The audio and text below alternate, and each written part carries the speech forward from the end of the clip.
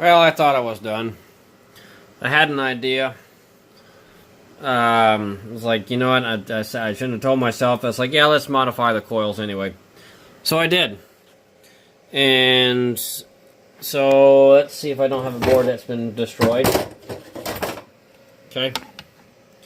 This was a previous failed attempt, but I accidentally pulled on the wire too much and destroyed little variactor diodes in it. So this one was failed. Anyhow, this is the original layout. These two here are part of the RF output. These little ones are the little ones that have lots of coils in those. Those are ones that power is fed through to different circuits, to little amplifiers and stuff on the bottom, little buffers. And so those are RF chokes. I didn't fool with those. I might have to, but in any event, so we can do a side-by-side. These two I replaced, and I did make them about 1/10 of an inch-ish. And then from another board here, so I didn't have to make so many, I just stole some and was just comparing side-by-side. I said, okay, that's about 1/10 of an inch according to the Repeater Builder article.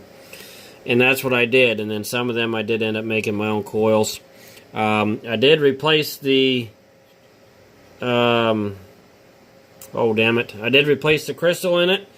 And there was no change with the frequency drift, but I will notice that I put the cover back on it as is. That is the normal operation with the cover and the drift stabilized. So, alright, lesson learned, whatever.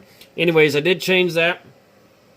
And you will witness this. I don't remember what the power was, 23 milliwatts or whatever. Half of what we should be expecting.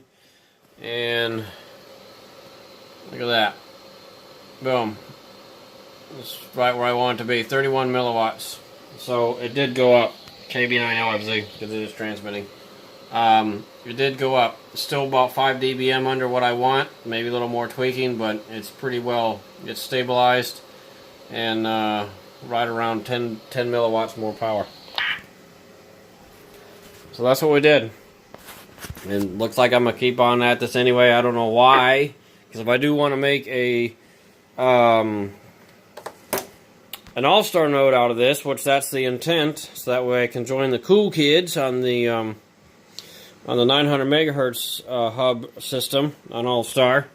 You got to have 900 megahertz radio. That's your ticket in. So it's rite of passage. Anyhow, so I'm taking that as a challenge, and I'm modifying this damn thing right here. And so I may end up doing 2 of these. I'll do another one. One of these is going to be receive, another one's going to be transmit. Don't know what I'm going to do about the receiver IF filters. I'm actually just probably going to leave those the same and then just calibrate for everything. Or because it'll just be me, myself, and I talking on it, I'll probably just set that radio and the other MTX 2000 to just use wideband. I don't care. That's pretty neat. I'm happy to see that.